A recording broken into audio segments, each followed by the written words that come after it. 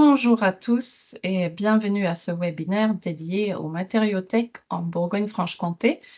On attend pas mal de monde, donc on va laisser une minute ou deux le temps que tout le monde se connecte et accessoirement à ce qu'on résolve un petit problème de son pour un des intervenants aussi. Il y a pas mal d'inscrits aujourd'hui, on verra à combien on sera en réel.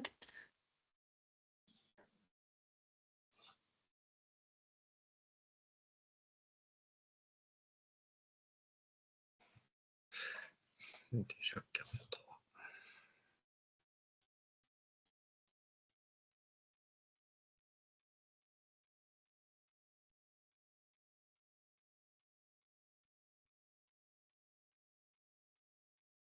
Est-ce qu'on a besoin de faire un petit test de son, Maxime?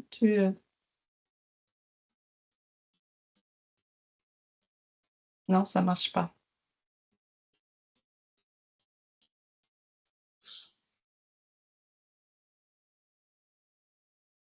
Bienvenue à tout le monde. On va attendre encore une minute ou deux avant de démarrer ce webinaire dédié aux matériothèques en Bourgogne-Franche-Comté. Nous allons voir comment une matériothèque marche et est-ce qu'il y a une seule façon pour une matériothèque de marcher ou bien plusieurs.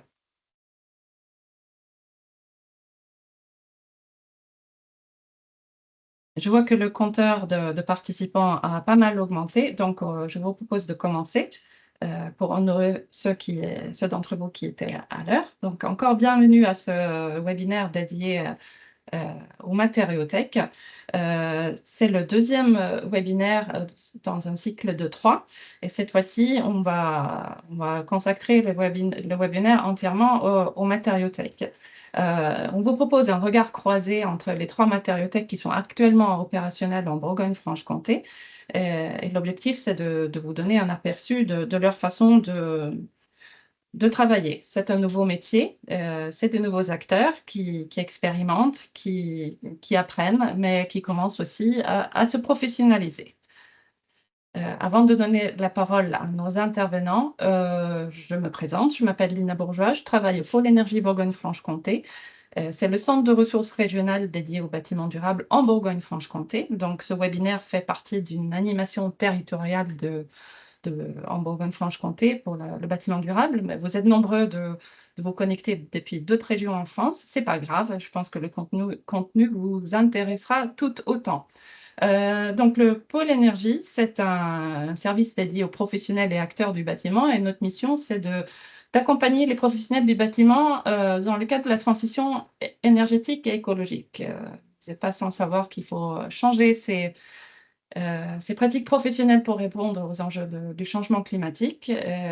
On vous accompagne par des formations, des informations ou comme aujourd'hui, par des moments de sensibilisation. Le pôle énergie est financé par la région Bourgogne-Franche-Comté, l'ADEME, l'ARS, et on est heureux de faire partie du réseau bâtiment durable. Vous avez déjà remarqué que vos caméras et micros sont coupés. C'est pour que ça reste calme, mais on ne vous prive pas pour autant de votre possibilité de poser des questions que vous pouvez faire tout au long dans le chat. On a dédié un temps aux questions à la fin du webinaire, donc n'hésitez pas à poser vos questions tout au long. Vous aurez vos réponses à la fin. Je précise que le support de présentation vous serait envoyé. Le replay de ce webinaire qui est enregistré sera disponible sur le site du pôle énergie.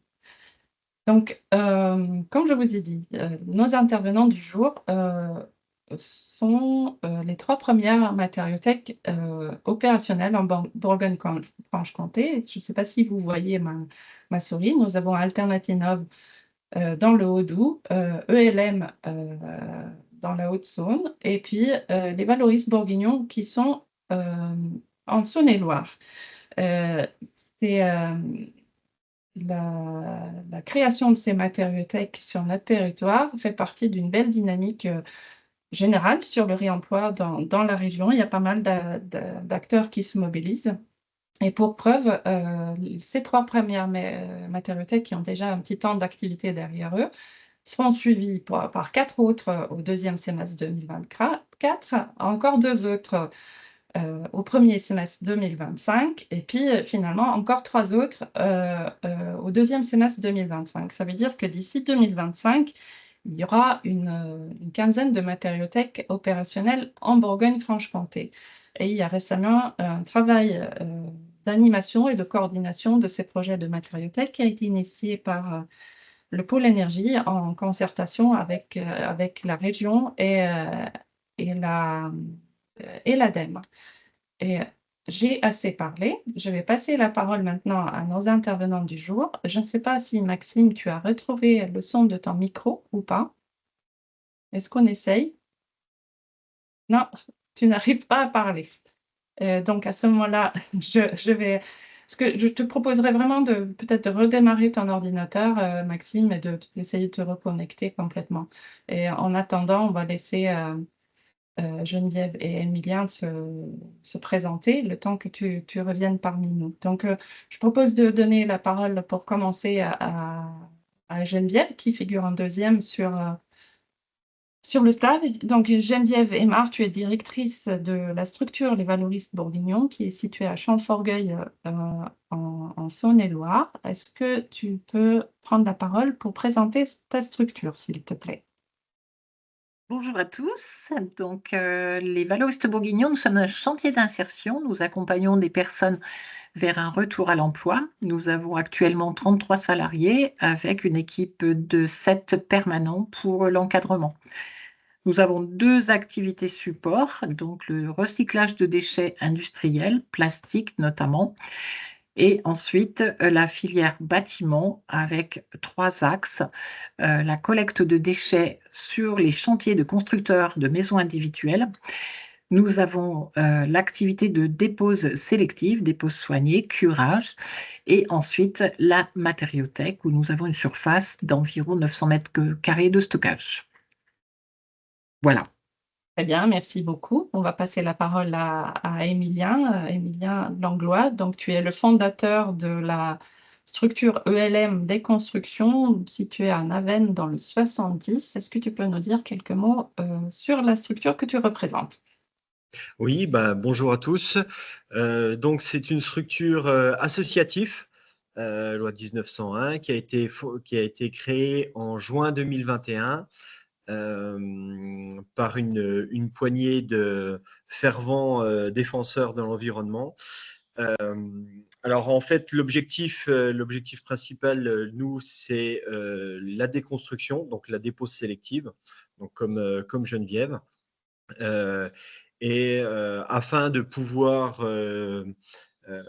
réemployer les matériaux qu'on déconstruit, parce que c'est bien beau de les déconstruire, mais il faut qu'ils les remettre en circulation pour qu'ils soient réutilisés et réemployés au mieux. Donc, on a une matériothèque avec on a créé un partenariat avec le centre AFPA de Navennes qui nous a mis à disposition un de leurs bâtiments pour créer cette fonction. Voilà, on a été primé. Enfin, on est une entreprise ESUS et on a eu un prix, pardon, de France. France Active. Voilà, France Active. Merci Lina. Donc l'année dernière. Voilà. Très bien. Donc la question qui se pose en l'absence de Maxime, qui j'espère va quand même nous rejoindre, c'est si on le présente succinctement ou pas. Je propose de le présenter succinctement et puis vous compléterez tous les deux si j'oublie quelque chose. Donc Maxime Joly est le fondateur de la toute première matériothèque en Bourgogne-Franche-Comté. Elle est située dans le Haut-Doubs. Contrairement aux Valoristes Bourguignons et ELM des constructions, c'est une entreprise. Et c'est une entreprise qui réalise également de la dépose soignée. Geneviève et Émilien, est-ce que vous souhaitez compléter mes propos par rapport à l'activité d'Alternative Nov? Oui, alors, si je peux me permettre, Geneviève, avec Maxime, on travaille aussi en partenariat sur des chantiers, notamment là aujourd'hui. En ce moment, on est sur un chantier à Baume-les-Dames pour une dépose d'isolation supermarché où on a 6000 mètres carrés. Donc, en fait, on travaille en partenariat sur cette dépose. Donc, Maxime fait également du transport de ses marchandises jusqu'à ses clients, de ce que j'en sais. Et lui, il doit avoir 3 ou 4 salariés de mémoire. Voilà. Très bien, merci. Donc, on va le laisser compléter lui-même quand il se connectera. On espère que Maxime se connectera bientôt et qu'il nous fera signe dès qu'il le pourra. Donc, on va rentrer dans le vif du sujet pour parler de vos matériothèques. Donc, forcément, si vous voulez vendre des matériaux de réemploi, vous devez aussi remplir vos matériothèques. Et du coup, je souhaitais savoir justement, en faisant le point par matériothèque, comment vous fonctionnez, parce que votre fonctionnement n'est pas forcément le même. Donc, si on commence avec Emilien et ELM Construction, je souhaiterais savoir comment tu marches pour t'approvisionner et aussi quels sont les matériaux qu'on peut trouver dans ta matériothèque. En fait, l'approvisionnement, il se fait quasiment à 85%, c'est de la dépose sélective, parce qu'en fait, on a commencé par là. Et 15% de dons, parce que les gens, ils se disent, finalement, c'est bien. Donc, moi, j'ai démonté chez nous, mais on ne va pas aller l'amener à la déchetterie, autant nous l'amener chez nous, quoi. Donc voilà, donc toutes sortes de matériaux, hein, vraiment tout ce qui touche au bâtiment, de toute façon, que ce qui touche au bâtiment. On a aussi bien de la tuile, de la tôle, de l'isolation, des escaliers, des appareils sanitaires, de la charpente, menuiserie intérieure, extérieure, des sanitaires, je l'ai déjà dit. Voilà. Et puis là, sur la photo, on voit qu'on était sur le chantier à Besançon. Et là, on a récupéré énormément de cloisons en bois. Voilà. Du coup, un sujet qu'on n'a pas, une question que j'ai pas posée tout à l'heure, les clients de votre matériothèque, c'est essentiellement des particuliers, des professionnels? Alors, pour le moment, c'est essentiellement des particuliers, du fait que, au niveau assurantiel, c'est compliqué que les professionnels replacent nos produits, parce que eux doivent garantir les produits que nous, aujourd'hui, on ne peut pas garantir. Oui. Parce que voilà, pour l'instant, aujourd'hui, hein, il y a toujours ce flou juridique et voilà, on se bat sur ce sujet-là. Voilà, typiquement, comme ce bâtiment-là qu'on voit sur la photo, il a brûlé au début mai. Donc, les matériaux qu'on avait quasiment fini de déconstruire étaient placés dessous, donc ils sont tous partis en fumée. Et aujourd'hui, la question se pose, savoir si les assurances vont nous assurer ou pas, parce qu'eux considèrent que c'est du déchet et pas des produits. Voilà, donc parce que c'est un effet de langage, en fait, c'est que tout ce qui n'est pas neuf est du déchet, alors qu'on essaye justement de prouver le contraire, quoi. Oui, ça c'est effectivement, vous avez été victime avec la structure Alternatinov d'un incendie assez dramatique pour votre activité, et la question aussi qui se pose, à qui appartient, les matériaux qui ont été déposés? Voilà. Très bien, merci, Émilien. Je ne désespère pas de retrouver Maxime, mais, en attendant, je propose de passer la parole à Geneviève, pour expliquer, comment, la matériothèque des Valoristes Bourguignons s'approvisionne et quels sont les matériaux qui sont proposés. Donc nous, comme Émilien, l'approvisionnement vient essentiellement de la dépose soignée. Donc on travaille soit avec des démolisseurs, soit pour les collectivités, pour des grands groupes, donc collectivités, démolisseurs essentiellement. Des collectes, puisqu'on nous appelle aussi pour pouvoir aller collecter des matériaux que les gens ne veulent pas jeter. Et puis pour des dons aussi, des fins de série de magasins de matériaux. Donc, on essaye d'avoir une offre assez éclectique, comme vous le voyez. Donc, on a essentiellement de la céramique, tout ce qui est produits sanitaires, tout ce qui est menuiserie, des portes, des fenêtres, des Velux, sol dur, sol souple, donc tout ce qui est carrelage, revêtement de sol souple, plastique, lino.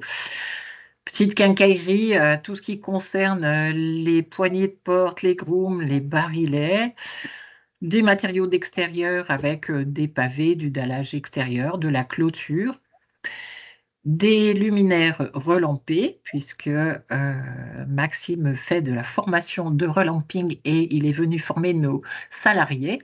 Et donc, nous lançons cette activité aussi. Et puis, ce qui est petite électricité, alors évidemment, nos clients, c'est les particuliers essentiellement aussi, puisque comme disait Emilien, les entreprises aujourd'hui sont responsables de la pose des matériaux. Et donc, au niveau assurantiel, voilà, il y a encore un flou juridique aujourd'hui, actuellement. Voilà.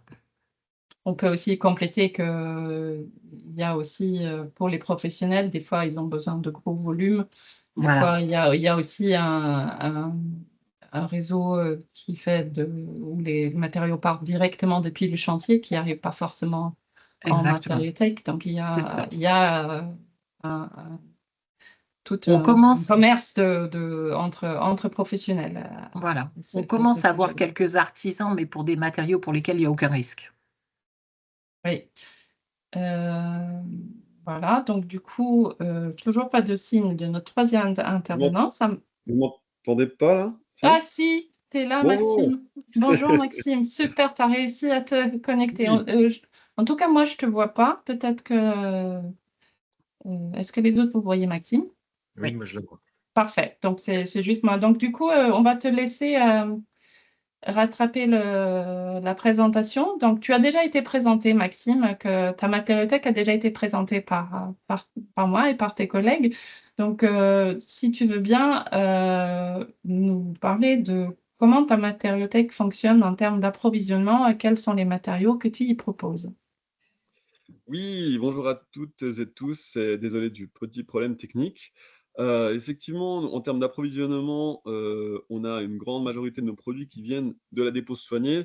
Petite parenthèse, on va dire, c'est le système que l'on favorise parce que quand on parlera de stabilité d'un système de modèle économique, la dépose soignée nous aide vraiment à pouvoir justement générer quand même une stabilité du modèle de matériothèque. Donc, on le favorise en priorité. Ensuite, on a une petite particularité chez nous, c'est qu'on propose la partie dépôt-vente plutôt pour les professionnels, plutôt pour des matériaux avec une forte valeur. Voilà, j'en sais rien, par exemple, j'ai un plombier, une cabine de douche qui vaut 1000 € ou que sais-je. C'est difficile de lui demander en donation directe. Alors, on peut proposer l'optique dépôt-vente. On a aussi de la donation de matériaux. Et il nous arrive parfois de racheter des matériaux, même si là, pour le coup, c'est vraiment exceptionnel. C'est vraiment pour des cas de figure où la personne en face ne veut pas procéder à une donation et elle préfère vendre ou sinon elle jette. Mais de manière générale, c'est très rare quand même la partie rachat. Et les matériaux qu'on propose, c'est comme ceux de mes confrères consoeurs de Bourgogne-Franche-Comté, tout principalement du second œuvre, aussi pour des raisons logistiques et manutentionnelles qui font qu'aujourd'hui, on n'est pas en mesure de pouvoir proposer on n'a pas un grand parc, on n'a pas de quoi pouvoir stocker des grandes poutres de 6, 8, 10 mètres de long, des palettes de tuiles, etc., etc. Je pense que les matériaux que l'on va proposer à l'avenir seront toujours, on va dire, un petit peu le reflet de notre capacité de stockage et nos capacités logistiques. Merci à tous les trois. Donc, on voit qu'effectivement, déjà, les proportions d'alimentation, des méthodes d'alimentation de vos matériothèques en matériaux de réemploi ne sont pas exactement les mêmes. Et les matériaux que vous proposez, même si ça fait partie de la même famille, essentiellement des matériaux de seconde œuvre, c'est quand même pas exactement les mêmes matériaux. J'ai relevé aussi, Geneviève, ce que tu disais, que tu proposes finalement aussi des matériaux neufs, des dons de fin de série, etc. Donc, finalement, dans une matériothèque, on peut aussi trouver des matériaux neufs, mais à moindre prix. À moindre prix, effectivement. Ouais. C'est une question à laquelle je vous ai mal préparé, mais quand même que j'aimerais vous poser parce que forcément, je pense que ça trotte dans la tête des participants au webinaire. C'est quand on vient chez vous, à quel prix est-ce qu'on peut s'attendre à trouver les matériaux par rapport à un matériau neuf? Ou enfin, comment est-ce que vous fixez le prix de vos matériaux? Est-ce que vous avez un modèle? On peut prendre dans le même ordre, peut-être, Emilien, si tu veux. Oui, alors en fait, les matériaux, on essaye de les mettre,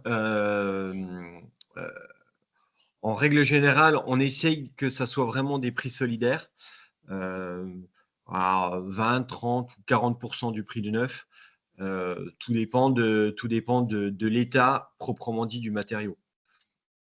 Voilà, donc c'est vrai que c'est pas une chose facile de trouver ces tarifs-là.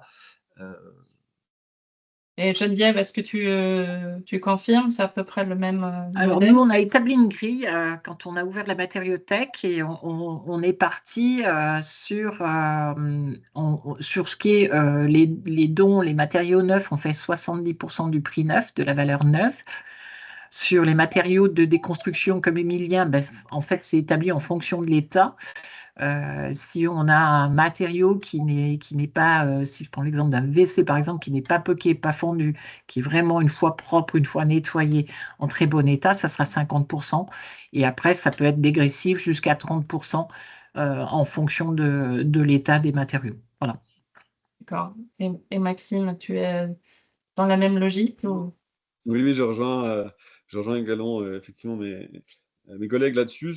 Il y a peut-être juste certains matériaux sur lesquels on va devoir appliquer un prix de vente relatif au travail de reconditionnement qu'on a fait dessus, ce qui amène parfois à des situations, Geneviève parlait tout à l'heure du relamping, quand on recommercialise des luminaires relampés LED, on va être plus cher que le neuf.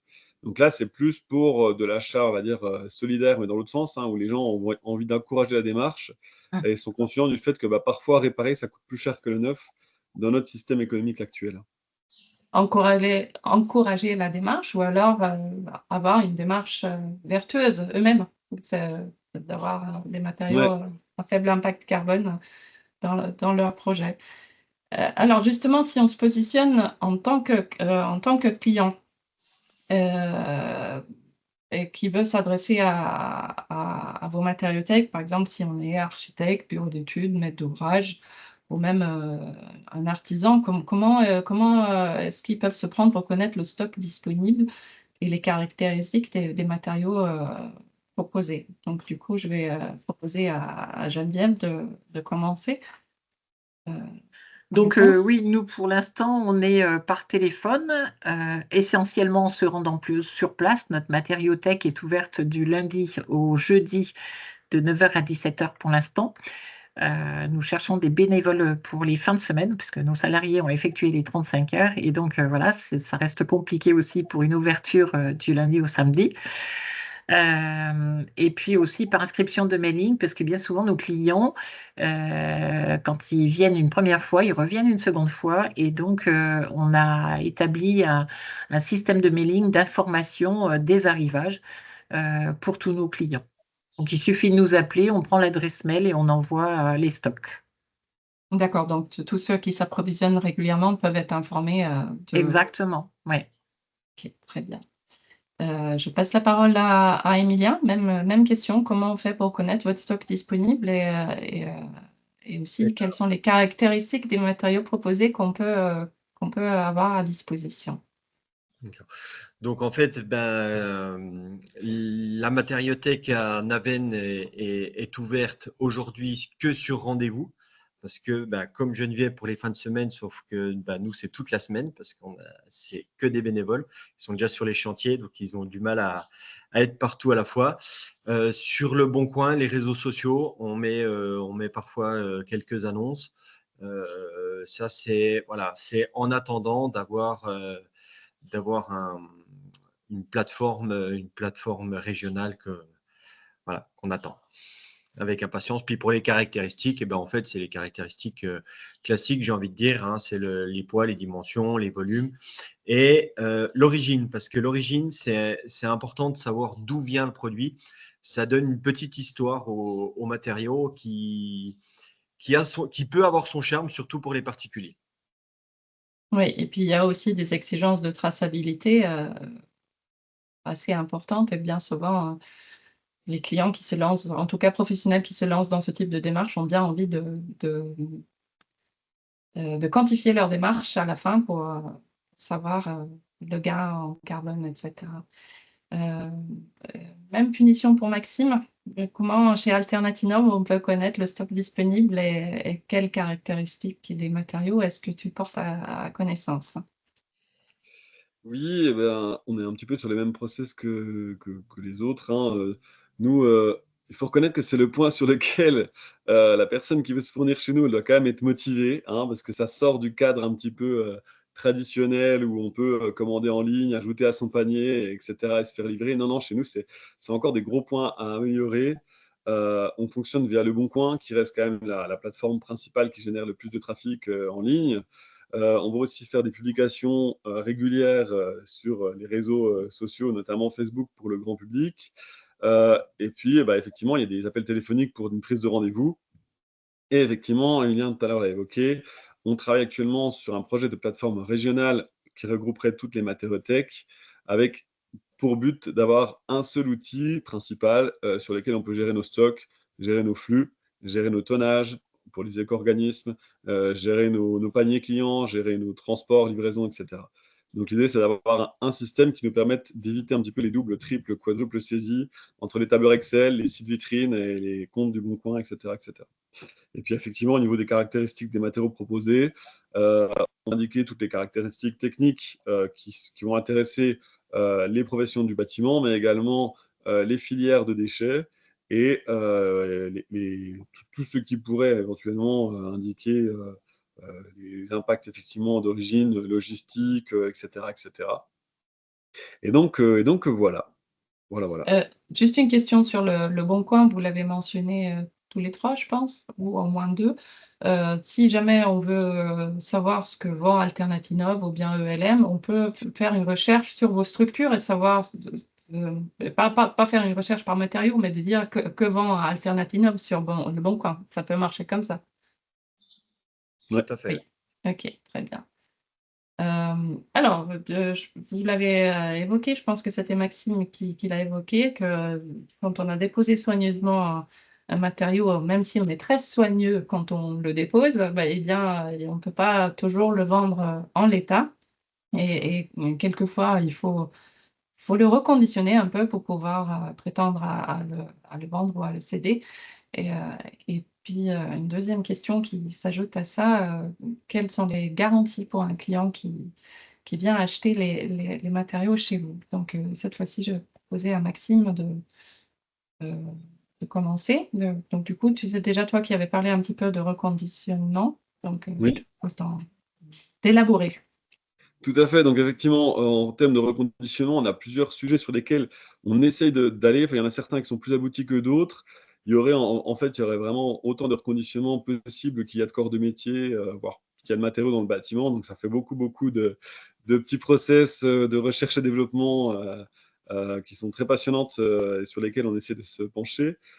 Les appareils sanitaires, effectivement, on s'y intéresse notamment avec les bailleurs sociaux, parce qu'il y a beaucoup de bailleurs sociaux pour lesquels on fait des rénovations de salles de bain et en fait, finalement, on va jeter des appareils sanitaires pour y mettre les mêmes, mais en neuf, et finalement, pour lesquels on se rend compte que eh ben, le reconditionnement et le réemploi in situ peut être judicieux et peut tenir la route en termes bah, de tout, d'un point de vue environnemental, d'un point de vue économique, etc. Le relamping qu'on a parlé tout à l'heure, donc les luminaires LED, le délignage de panneaux, parce qu'effectivement, des fois, on peut avoir des gisements lors d'un démontage de panneaux de bois agglomérés, OSB, mélaminés, etc., de diverses dimensions. Et donc, le fait de les redéligner, les recalibrer de manière homogène, ça peut permettre de plus facilement le reproposer derrière. Et puis, bien sûr, le fait de mettre tout ça sur palette et filmer pour que ça puisse repartir en clientèle avec une certaine logistique et comptabilité, quoi. Et pour les garanties, nous, en tant qu'en société, on a une garantie légale de 2 ans, notamment pour les chantiers sur lesquels on fait du sourcing. On doit la biennale. Et ensuite, on peut avoir des garanties commerciales cette fois-ci satisfaits ou remboursés qui vont de 6 mois à 3 ans suivant la typologie de matériaux. Et puis, on va du coup pas s'aventurer sur des matériaux qui sont limités, qui sont quand même risqués, comme les tableaux électriques, les poêles, les chaudières, les pompes à chaleur, les panneaux solaires, etc., etc. Ok, très bien. Merci Maxime. On va poser la même question chez les valoristes bourguignons avec Geneviève. Quel est le reconditionnement des matériaux que vous faites et les garanties associées à la vente de vos matériaux? Tu n'as pas le micro allumé, Geneviève? Pardon. Comme Maxime, le reconditionnement d'appareils sanitaires, on travaille justement avec les bailleurs sociaux de Saône-et-Loire pour pouvoir justement éviter tous ces rachats de matériaux neufs et pouvoir faire du réemploi sur les appareils sanitaires. Donc tout ce qui est nettoyage, décapage évidemment, le relamping aussi pour les luminaires et puis tout ce qui est palettisation et filmage également. Nous, en tant qu'association, pour l'instant, on en est à l'échange standard. Si ça ne fonctionne pas, on change sans discuter. Voilà, pour l'instant, on démarre et donc voilà, c'est le fonctionnement à ce jour. On verra comment on évolue dans ces garanties-là en fonction des bureaux d'études, des assurances, comment toutes ces réglementations vont évoluer. Très bien, merci Geneviève. Et pour terminer sur ce sujet-là, Emilien, chez ELM, comment ça se passe? Alors chez nous, comme pour l'ouverture de la matériothèque, on est très peu nombreux, puisqu'on est une jeune structure, hein, que 3 ans. Donc on fait du nettoyage d'appareils sanitaires et on a le projet de faire un atelier pour tester tout ce qui est plomberie, c'est-à-dire les robinets, les radiateurs, afin de pouvoir repeindre les radiateurs, éventuellement les cumulus, en fonction de. Voilà. Et au niveau des garanties, on fait de la vente en état, de la vente d'occasion, hein, un peu du même style que du particulier à particulier. On ne peut pas aujourd'hui se permettre de garantir les produits, d'où notre fragilité. Et donc, on fait un peu comme Maxime. On ne va pas prendre de risque de vendre des matériaux qui ont un risque potentiel, comme des câbles électriques, on ne les vendra pas parce qu'ils ont été tirés une fois pour les mettre, une fois pour les enlever, puis une fois pour les remettre. Donc, ils vont être tirés 3 fois, et donc il y a risque de casse à l'intérieur, donc on ne prendra pas le risque, comme les tableaux électriques. Voilà. D'où, à cause justement des assurances. Donc là, il faut vraiment qu'on se sécurise de ce côté-là. Très bien, merci. Alors, vous avez, enfin, on a déjà abordé le sujet, comment vous alimentez vos matériothèques. Mais j'aimerais qu'on aille un peu plus loin. Et justement, comment faire pour vous proposer des matériaux et peut-être aussi comment on peut soutenir vos activités, qu'on l'a évoqué plusieurs fois, c'est des nouveaux métiers, c'est des activités naissantes, on est en apprentissage, donc c'est une activité nécessaire mais fragile. Donc, Emilien, je te propose de commencer. Oui, alors en fait, vous pouvez nous aider en nous proposant des chantiers de déconstruction, hein, et en nous proposant des matériaux proprement dits, juste tout simplement. Alors, on a déjà travaillé avec des administrations, hein, des écoles, avec le ministère de l'Intérieur et des entreprises. Là, on commence à avoir des chantiers de plus en plus gros. Donc, on a une capacité, alors on est jeune, mais on a une capacité de développement, justement, parce que l'objectif chez nous, c'est d'embaucher d'ici la fin de l'année. Donc, des chantiers seraient les bienvenus pour pouvoir assurer leur salaire. Voilà. Donc, en fait,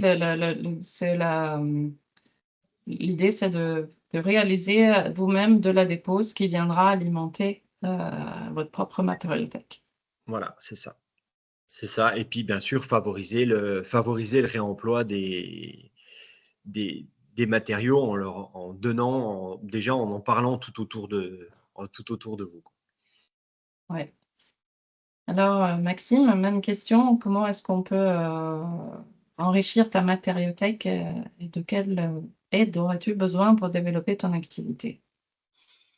Et oui, eh bien, effectivement, en premier lieu, la dépose soignée est une des meilleurs moyens de pouvoir nous faire, on va dire, remplir nos matériothèques, surtout que nous sommes du coup à ce moment-là sur les chantiers et on peut mieux savoir la façon dont on peut les déposer soigneusement. On peut gérer du coup mieux on va dire la qualité et on gère mieux aussi, nos stocks et nos besoins clients. Les collectes également, les collectes de matériaux plutôt que ça parte en déchetterie, c'est clairement une solution aussi. Et puis, il y a également une convention annuelle de mise en dépôt-vente qu'on a signée avec certains partenaires publics et privés pour tous ceux qui ont un peu de foncier, qui ont du coup des travaux de régie, des stocks, etc. et pour lesquels, du coup, une convention de dépôt-vente peut être intéressante à mettre en place. Et comment nous aider? Bah, effectivement, il y a plusieurs façons. On a toujours besoin de foncier, donc si des structures privées ou publiques ont, des endroits au moins clos, couverts, qui sont inoccupés, ça peut nous intéresser, même par le biais de bails éphémères, de baux éphémères. La donation de matériel, bien évidemment, de bien sûr en parler autour de vous et on a aussi créé une cagnotte Litchi, mais là, c'est plutôt suite à notre incendie, sur lesquels on peut également participer pour encourager la démarche, sans avoir pour autant derrière un projet de travaux, un projet de construction, et en voulant soutenir la cause. Très bien. Et on pose la même question à Geneviève et les Valoris Bourguignon. Terminé. Donc, bah, nous, voilà, c'est comme mes deux collègues aussi. Donc, en proposant de la dépôt soignée, c'est pour les maîtres d'ouvrage, tout ce qui est architecte, commencer à évoluer un petit peu dans les projets et à intégrer des lots dépôt soignés pour qu'on puisse alimenter nos matériothèques, puisqu'on l'a bien vu tout au cours de ces échanges, c'est quand même la condition sine qua non pour que les matériothèques fonctionnent. Proposer aussi des collectes, voilà, quand des matériaux sont en très bon état, eh bien, nous solliciter pour que on évite de jeter et qu'on puisse nous aussi alimenter, continuer à faire les flux entrants et les flux sortants. Et puis voilà, les apports et les dons, ce qu'on disait tout à l'heure, voilà, pour pouvoir offrir une variété, un choix assez large, éclectique, pour que notre matériothèque fonctionne et qu'on puisse répondre à la demande des clients. Très bien. Alors, avant de passer à un temps de questions, j'avais envie de vous poser une question qu'on n'avait pas spécialement préparée, mais il me semble qu'elle est quand même importante. Donc, vous êtes une activité naissante, même si on l'a un peu abordée de façon indirecte. Quel serait pour vous aujourd'hui l'enjeu principal pour stabiliser votre activité et pour vous permettre de vous développer? Je ne sais pas, Maxime, si tu veux commencer à cette question non préparée. Désolée. Oui, mais c'est notre question, aujourd'hui, c'est la question qu'on se pose un peu tous les jours parce qu'au début, il y a la ferveur du militant engagé qui se lance dans l'action et après les années passent et on se dit que, ben, voilà, il faut quand même qu'on réussisse à développer des modèles économiques qui soient viables. La première chose, ça va être la loi, hein, on croit beaucoup au fait que, le fait d'imposer la dépose soignée et d'imposer les matériaux de réemploi dans les nouveaux projets vont forcément booster notre activité encore embryonnaire actuellement.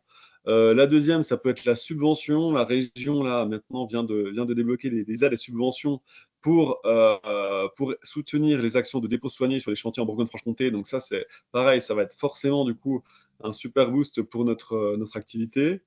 Et puis après, ben, effectivement, il faut que ça puisse, petit à petit, qu'on continue à faire ce qu'on fait aujourd'hui, hein, d'en parler, de dédiaboliser le sujet qui paraît être complexe, alors qu'en fait, il est très simple.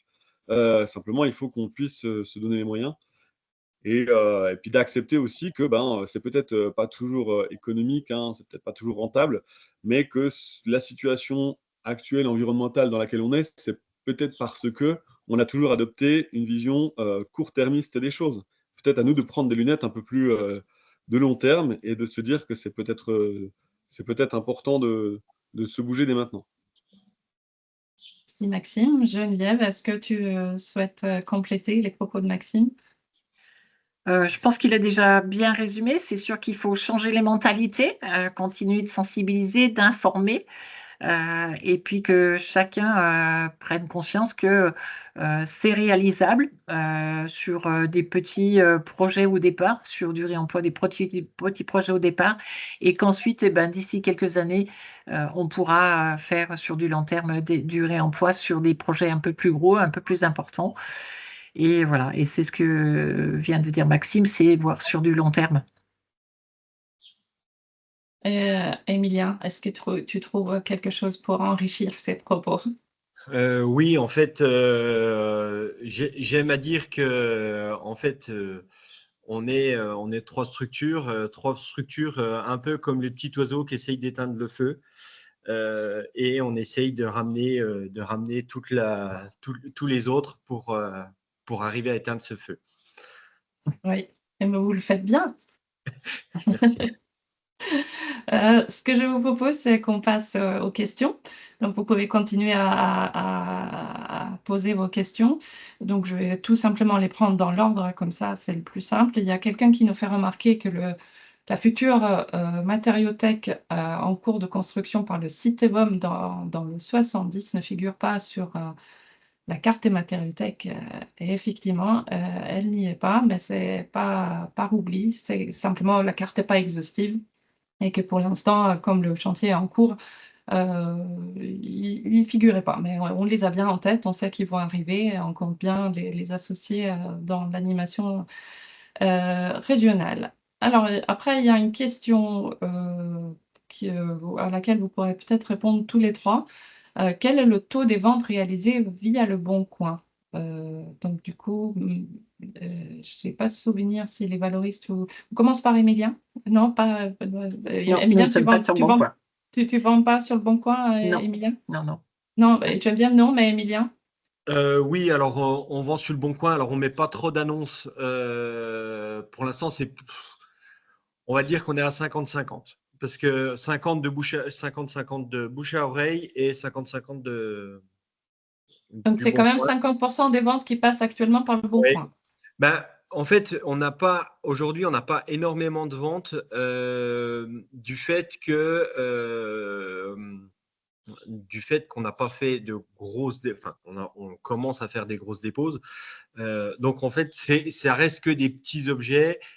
On n'a pas beaucoup de temps pour mettre les annonces, donc c'est pour ça qu'en fait, on n'a pas énormément de ventes sur Le Bon Coin. Maintenant, on reviendra sur la plateforme, mais la plateforme est un outil qui nous tarde. D'accord. Alors, je vais poser la même question à Maxime, du coup, qui est peut-être celui qui utilise le plus Le Bon Coin. Oui, eh ben, nous, en fait, au début, c'était 90% de nos ventes qui se faisaient par Le Bon Coin. En tout cas, c'était pas forcément les ventes, mais en tout cas, les premiers contacts. Ça a été un site qui nous a permis de rabattre énormément de clients et de nous faire connaître petit à petit, quoi. Donc aujourd'hui, ça a diminué. Plus le temps passe et plus nos clientèles se fidélisent et n'ont plus besoin de passer par Le Bon Coin pour revenir se fournir. Mais ça a été pour nous un très, très gros apporteur de clients, surtout dans une zone rurale comme la nôtre. Alors, la prochaine question, on pouvait s'y attendre et vous avez plusieurs fois évoqué le sujet. Donc, est-ce qu'on pourrait savoir un peu plus sur le projet de plateforme régionale mutualisée? Je ne sais pas qui veut prendre la parole à ce sujet-là. Alors, cette plateforme mutualisée, on est en train de la créer. Hein. C'est pas simplement, enfin, c'est pas simplement une plateforme en ligne comme on peut trouver comme Le Bon Coin. C'est plus un outil général pour l'activité qui nous permettra de mutualiser nos outils, les outils coûteux. Hein, je pense notamment à des monts de tuiles ou des trucs comme ça qu'on ne peut pas, petite structure, financer.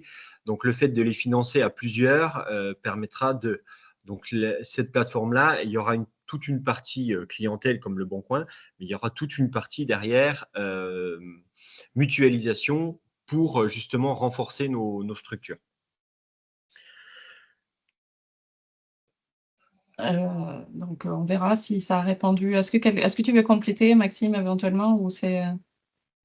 Oui, en fait, bah, pour compléter, effectivement, l'idée, c'est d'avoir un outil principal. C'est pas une plateforme complémentaire qui viendrait créer une plus-value sur les outils qu'on utilise maintenant. Ce serait plutôt un outil général de remplacement de tous les tableurs Excel, Word, compte Le Bon Coin, site vitrine, etc., qu'on utilise actuellement, qui serait notre interface principale de travail, aussi bien pour le e-commerce, mais également pour communiquer nos tonnages aux éco-organismes, pour communiquer nos flux, pour gérer nos stocks avec une API sur Le Bon Coin, justement, pour pouvoir créer automatiquement nos annonces sur Le Bon Coin. Et dès qu'on supprime notre annonce en ligne de notre site, elle va être supprimée automatiquement du Bon Coin, etc. Donc, l'idée, c'est vraiment d'avoir un outil principal qui ne nous fait pas perdre de temps, justement, qui nous en fait gagner, parce qu'on passe beaucoup de temps sur ces choses-là. Et à la fin, avec les doubles, triples saisies, on a des stocks qui sont faux, on perd beaucoup de temps là-dessus.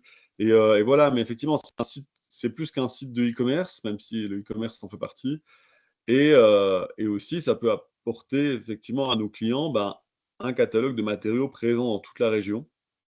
Et du coup, d'avoir plus de choix, d'avoir potentiellement la possibilité de ramener tous les matériaux en une agence. Mais ça, c'est plutôt une vision à moyen long terme. Mais l'idée, c'est ça, c'est de créer un réseau coopératif régional qui permette de pouvoir être vraiment de qualité pour notre clientèle. Donc, du coup, la question délicate, peut-être, il en est où, ce projet? Quelle est sa maturité? Alors, il y a déjà il y a une première version test où on est en train de travailler dessus, où enfin, la version test est terminée. Maintenant, il y a voilà, les correctifs à faire et la mise en ligne. Donc, ça devra arriver. Incessamment sous peu. On Incessamment sous peu. espère prochainement. Alors, je continue les questions. Savoir si vous avez des partenariats avec les déchetteries, éventuellement, pour récupérer des matériaux. Là, on touche un peu à la REP, je pense. Mais sans aller dans le sujet de la REP, peut-être juste dire si oui ou non, aujourd'hui, vous fonctionnez avec les déchetteries pour vous alimenter. Je vois des visages blancs, donc je pense que non. Geneviève, tu n'as pas ton microphone. Nous, on a été approchés par Veolia, je vais le citer, on a été approchés par Veolia pour justement travailler avec eux pour leur espace matériothèque et que l'on puisse travailler en collaboration avec eux et aller collecter des matériaux de fin de chantier qui seront déposés sur leur espace dédié. Voilà.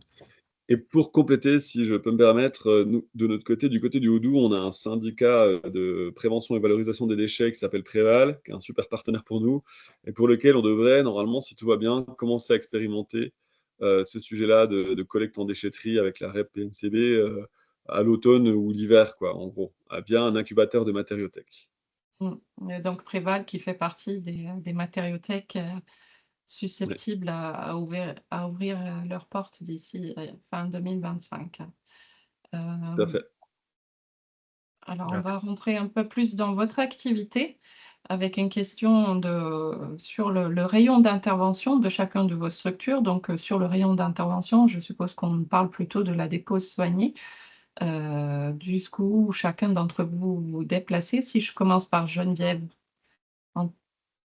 Alors nous, on est situé au nord de Châlons et on se déplace dans un rayon de 100 km aux environs de Châlons, donc ce qui fait de Dijon à Mâcon, Louhans-Creusot sur est-ouest. On monte jusqu'à Dole. Voilà. Nos salariés travaillent 4 heures par jour, donc c'est difficile d'aller plus loin pour de la collecte. Et sur de la dépose sélective, on travaille en journée et on fait 8 heures par jour sur 3 jours, puisque c'est des contrats de 24 heures semaine. Donc, pour rappel, les Valoristes Bourguignons, c'est une structure d'insertion, donc avec Chantier des d'insertion, contraintes un peu particulières en termes d'horaire, effectivement. d'amplitude horaire. Émilien, à partir de Naven, dans le Alors, 70. alors nous, c'est sûr que plus c'est proche, mieux c'est. Mais là, on travaille sur Baume-les-Dames, on a travaillé sur Besançon. Donc, on est sur du 100 km. On a fait un gros chantier pour le ministère de l'Intérieur à Reims. Parce que là, il y avait une grosse opportunité et beaucoup de matériaux pour la matériothèque. D'ailleurs, si vous la visitez à Naven, toutes les étagères qu'on a ont été déconstruites, déposées à Reims d'un chantier du ministère de l'Intérieur qui était destiné à la ferraille. Et Maxime, depuis les Joumets, Depuis les Joumets dans la République du Sauget, nous, on intervient dans un rayon à peu près de 60-65 km autour de Pontarlier, quoi, des Joumets.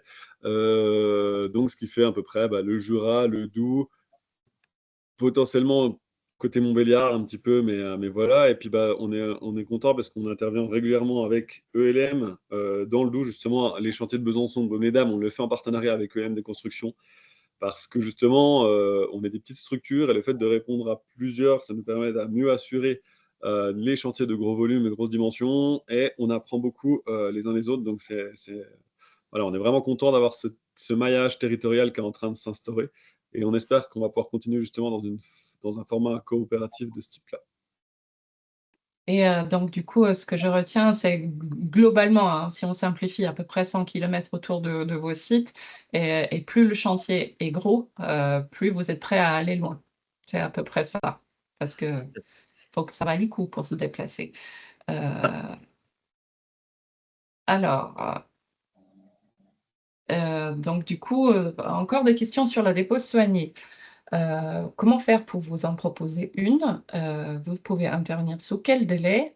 Et surtout, est-ce que cela a un coût? À la dernière question, j'ai envie de répondre, oui, bien sûr, parce que sinon ça sera impossible pour vous de vivre. Est-ce que Geneviève, tu veux commencer à répondre? Donc, comment faire pour vous proposer une dépose soignée et sous quel délai tu peux intervenir? Donc nous, pour nous solliciter, il suffit de m'appeler. Je me déplace pour faire un diagnostic. Ensuite, je fais un chiffrage, puisque évidemment, c'est une prestation de service qui a un coût. Voilà. Et en principe, on peut intervenir. Alors, ça va dépendre bien sûr de la grosseur du chantier et des besoins du client. En principe, on peut intervenir sur 15 jours, 3 semaines. Très bien, merci Geneviève. Émilien? Alors, en fait, c'est pareil, hein, il suffit de m'appeler ou d'appeler d'appeler la vice-présidente. On se déplace de la même façon, on vient, on fait un diagnostic, on fait un devis et dans les délais, en fait, ça dépend des chantiers en cours. Oui. Et Donc voilà, mais on arrive pour l'instant à s'adapter. très bien. Et Maxime, pour terminer? Oui, effectivement, hein, tout a été dit. Il peut y avoir certains chantiers de grande dimension. Petit rappel quand même réglementaire, les chantiers de plus de 1000 m², il est censé avoir un diac PEMD qui peut servir du coup de support pour un chiffrage de dépose soignée derrière. Par exemple, de dire dans le PEMD, on veut déposer 10% des portes, 20% des appareils sanitaires, etc. Nous, on fonctionne après sur un prix, comme j'imagine tout le monde, mais un prix à la pièce, quoi, un prix à la porte, un prix à l'appareil sanitaire, un prix au mètre carré de parquet, etc. etc. Les délais, effectivement, hein, on arrive à. On n'est pas une structure d'insertion, mais nous, on fait appel à des structures de mise à disposition de salariés en insertion. Donc on peut être relativement réactif grâce à ce type de structures qui nous permettent de renforcer au besoin notre effectif suivant le chantier et sa dimension. Et bien sûr que ça a un coût. On a fait tous au début des chantiers gratuitement et on s'est assez vite rendu compte que le fait de se payer sur la bête ne nous permettrait pas, ne serait-ce que même de payer un loyer de dépôt, de payer le carburant d'un camion, sans parler des salaires. Donc effectivement, oui, c'est une prestation qui a un coût. Et sinon, effectivement, les démolisseurs, ça ferait longtemps qu'ils feraient de la dépose soignée plutôt que de la démolition. Oui. Alors, si je peux juste rajouter un petit truc, ça a un coût, oui, mais il faut voir aussi par rapport à une entreprise de démolition proprement dite, il y a moins de coûts de déchets. Oui, Oui, et d'ailleurs, je rebondis encore sur ton rebond. Il y a certaines fois où on se rend compte que, on peut être compétitif face à un simple curage. Par exemple, je vais prendre le cas des faux plafonds où un démolisseur, un cureur peut demander jusqu'à 10, 11 € du mètre carré en démolition traditionnelle, alors que nous, grâce au reconditionnement et à la reprise et à la revalorisation des matériaux derrière, on peut être entre 6 et 8 € du mètre carré. Donc des fois, on est compétitif face à un curage. C'est comme tout, il ne faut pas hésiter à nous consulter et puis vous ferez votre propre opinion. C'est ça. oui. Alors, je permets de dire quelque chose que vous m'avez dit, donc je rebondis sur vos rebonds. C'est qu'effectivement, dans les marchés plus importants, quand on souhaite, avoir une dépose soignée, y compris en marché public, on peut idéalement prévoir un lot dépose soignée dissocié du lot, démolition parce qu'il y a une petite tendance à faire intervenir, les salariés les travaux de dépôt soignés en sous-traitance du lot démolition, mais c'est un vrai métier, un métier à part. Donc, faut pas hésiter à prévoir le lot dépôt soignés pour justement valoriser ce métier qui est naissant. Alors on va rentrer un peu, sur une question un peu moins complexe, même si au moins un de vous l'a déjà abordé, je crois que c'était Geneviève. Quelle est la surface de vos locaux? Donc en termes de stockage, je pense, de quelle surface de stockage disposez-vous chacun? Émilien, Alors, vous nous, commencez? la matériothèque, elle fait 500 mètres carrés. Geneviève? Et puis, on a un petit peu d'extérieur. Donc Geneviève? nous, on a 350 mètres carrés intérieur et le reste en plus de 500 mètres carrés en extérieur. On a aux alentours de 1000 mètres carrés de stockage à peu près, d'espace de vente. Très bien et Maxime? Eh bien, nous, on a à peu près 400, 500 mètres carrés, principalement stockage intérieur. Alors moi, j'ai envie de vous poser une question, heu qui est, combien de temps vous gardez les matériaux en stock avant qu'envisager si jamais le destin de ce matériau n'est pas d'être réemployé, il ne trouve pas de preneur, combien de temps vous les gardez en stock? Je sais pas, Maxime, si tu veux commencer, qu'est-ce que vous en faites dans ce cas-là? Bah, jusqu'à présent, on a toujours réussi à éviter les campagnes de mise à la déchetterie de nos matériaux de remontement, on va dire.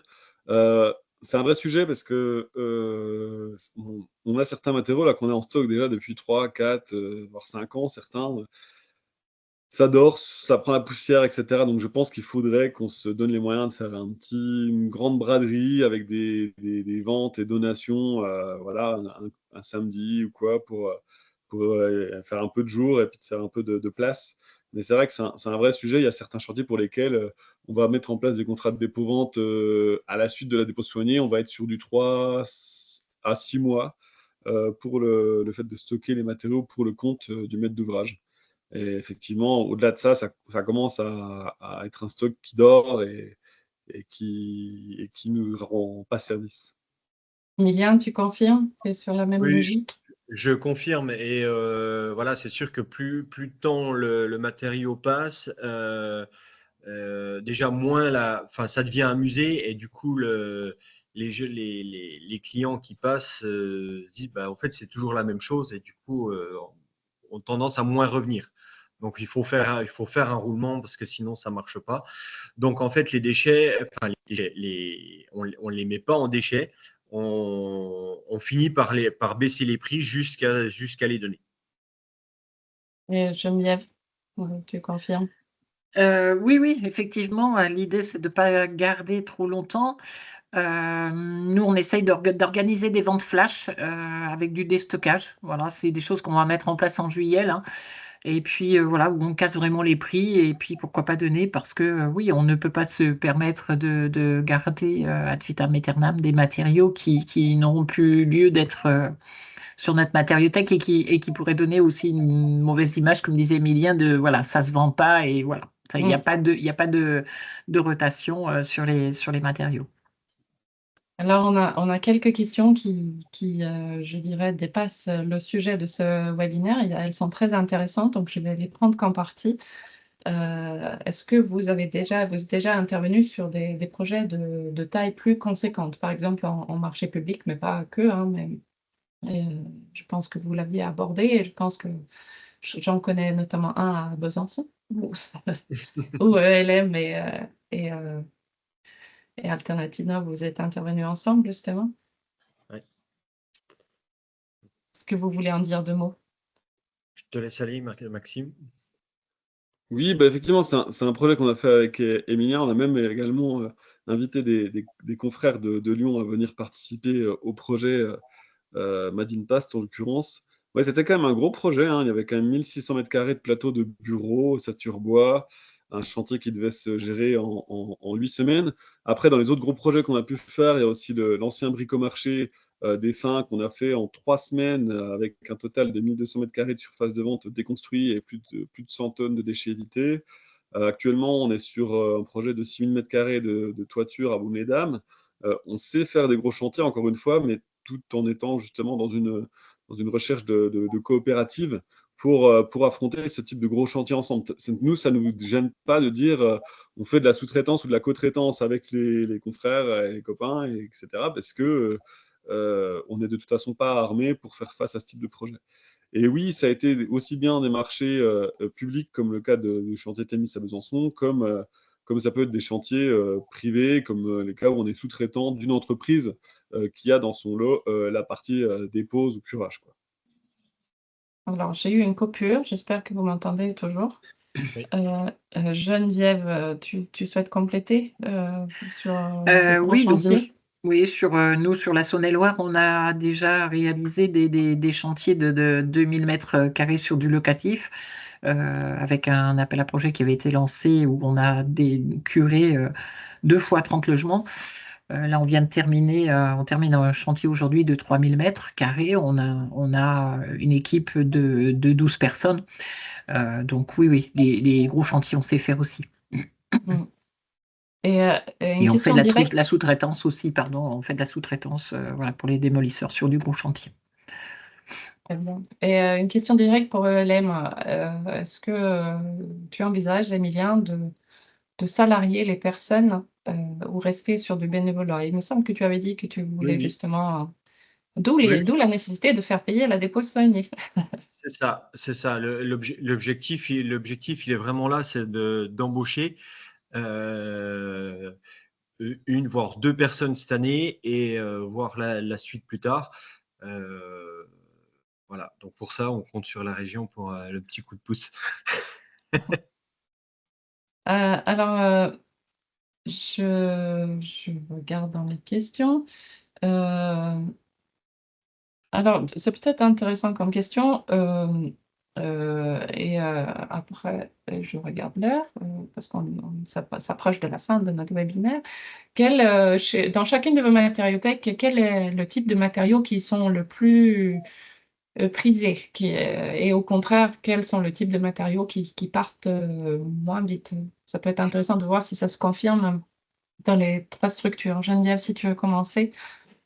Quel est le type de matériaux qui partent le plus facilement et au contraire le Alors nous, plus on a difficilement? souvent, alors ce qui part le plus facilement, c'est tout ce qui est carrelage, tout ce qui est bois, les menuiseries, essentiellement pour les particuliers, bien sûr, puisque là, il n'y a pas de normes. Tout ce qui est revêtement extérieur, clôture, tout ce qui est aménagement extérieur, je dirais. Et puis après, c'est tout ce qui est petite quincaillerie, les cages de prise, des poignées de porte, des serrures, des petites choses comme ça. Ensuite, ce qui est sanitaire. Et si je pose la même question à Émilien? Ah ben, en fait, c'est surtout les nouveautés qui partent le plus. En fait, quand ça arrive, voilà, c'est pris d'assaut entre guillemets et ouais, c'est plus ça. Quelle que soit la nature des matériaux, c'est Ouais, ça? ouais, quelle que soit la nature, en fait, dès que ça arrive, c'est nouveau et du coup, ça voilà, c'est plus, je sais pas pourquoi, c'est plus attirant. Et C'est peut-être parce que c'est devant. et ce dont tu as le plus tu te débarrasses le plus difficilement, ça serait quoi? Tu les prends plus Euh, ces matériaux-là? Alors, les radiateurs, c'est un petit peu plus compliqué parce que justement, ils ont pas été repeints et un radiateur neuf, c'est pas très très cher. Donc du coup, les gens ils sont un petit peu plus réticents à dire bah ouais, bah, finalement, il n'y a pas une grande différence, je rajoute un tout petit peu plus et j'achète du neuf, quoi. Donc tu parles parles pas de radiateurs en fonte là ou si? Des radiateurs en fonte. Alors, les radiateurs, oui, oui, les radiateurs en fonte. Ouais. C'est pour ça qu'on aimerait faire cet atelier pour pouvoir les tester, les mettre en pression, voir s'il n'y a pas de fuite et compagnie, et puis leur donner Mmh. un petit coup de Oui, jeune. parce que il y a une grosse demande, auprès Oui. des professionnels de radiateurs en Oui, fonte, mais effectivement. justement, un professionnel qui a un radiateur qui a été repeint, il sera plus enclin à l'acheter plutôt qu'un radiateur qui a déjà pris des petits coups et du coup la peinture s'est écaillée, quoi. Ouais. Et Maxime, pour terminer, toi, c'est quoi Eh ben, le en top, top 3 des matériaux en top 3 des matériaux qui partent le plus facilement, il y aurait éventuellement les cuvettes suspendues, le parquet massif et l'isolation. On a toujours de la demande en isolation. C'est un matériel, sur lequel, c'est pas apparent donc et puis c'est un matériel simple donc voilà. Et en top 3 des durs à vendre, qu'on collecte plus en tout cas actuellement, c'est les fenêtres, les baignoires et les lavabos sur colonne, céramique blanc, largeur 60 centimètres, on en a une cinquantaine, on ne sait plus quoi en faire. d'accord, très bien. Eh bien, merci à tous les 3 pour, vos réponses, vos interventions. Je vais prendre, un peu de temps pour répondre à une des dernières questions concernant un annuaire et donner quelques éléments d'information. Donc, comme j'ai dit au début du webinaire, ce webinaire fait partie d'un cycle de 3 webinaires, donc c'est le deuxième. Il y a eu un premier sur l'assurabilité des matériaux, notion qui a été évoquée plusieurs fois aujourd'hui. Donc, il y a des réponses à cet enjeu d'assurabilité. Donc, si vous souhaitez en savoir plus, il y a le webinaire avec Estelle Climat de Socoté Immobilier Durable qui est disponible en replay. Et il y a le webinaire d'aujourd'hui et puis il y a le dernier webinaire qui aura lieu le 11 juillet. Cette fois-ci, on est vraiment sur la mise en œuvre de matériaux de réemploi. Il y a l'architecte Julie Argotte et l'AMO Réemploi, Théophile Ray de Bobby Réemploi, qui vont témoigner sur le chantier du bureau de Cèdre, sur comment ils ont réussi à mettre en place des matériaux de réemploi de tête sur 10 des 15 lots de travaux. Il y a une belle part de matériaux de réemploi. Donc, pour illustrer que c'est possible et que c'est même très joli, pour avoir visité le chantier la semaine dernière. Aussi, faire un petit peu de pub et puis d'illustrer la belle dynamique en matière de réemploi qui existe en région Bourgogne-Franche-Comté. Il existe une communauté régionale qui est un groupe de discussion sur Google et il y a 200 acteurs régionaux. Donc, il suffit pour rejoindre ce groupe de s'inscrire simplement en cliquant sur le lien disponible sur le site du pôle énergie. Et quelqu'un avait posé la question sur un annuaire où on pourrait trouver des déposeurs soignés. Donc, j'avais un petit peu préparé la question pour parler de l'annuaire qui existe sur le site du pôle énergie. C'est l'annuaire d'acteurs engagés. Donc, ça ne parle pas que de réemploi, mais si on veut parler de réemploi, il suffit de cliquer sur le mot réemploi. Donc, vous voyez qu'il y a en tout une vingtaine d'acteurs identifiés et il y a un mot-clé matériothèque. Donc, du coup, euh, l'objectif, c'est que les 3 matériothèques qui sont référencés aujourd'hui, d'ici fin 2025, il y en aura une quinzaine d'identifiés qui seront alors opérationnels. Donc, on peut les identifier avec leurs coordonnées et on peut aussi les visualiser sur une carte. Donc, il n'y a pas de mot-clé dépose soigné, mais par contre, si on clique sur réemploi, et c'est marqué, vous voyez en haut, ce que font les différentes structures. Donc, c'est marqué dépôt soigné, stockage vente de matériaux. Donc, de cette manière-là, vous pouvez les identifier. Et je voulais aussi quand même vous permettre de rentrer facilement en contact avec nos 3 intervenants du jour. Donc, vous avez ici sur les slides que vous recevrez dans vos boîtes mail d'ici quelques jours les coordonnées des 3 structures ELMD Construction, les valoristes bourguignons et Alternatinum si vous souhaitez les contacter. Et avec ces mots, on est arrivé à la fin du webinaire. Donc, merci Émilien Langlois de LM des Constructions, merci Geneviève Aymar des Valoris Bourguignon et merci Maxime Joly d'Alternatinum pour votre participation et la réponse à toutes les questions. Merci à toi, Merci Lina. Lina. Merci à Merci à vous. tous. Merci. Au revoir. Merci. Au revoir. Au Au revoir. revoir.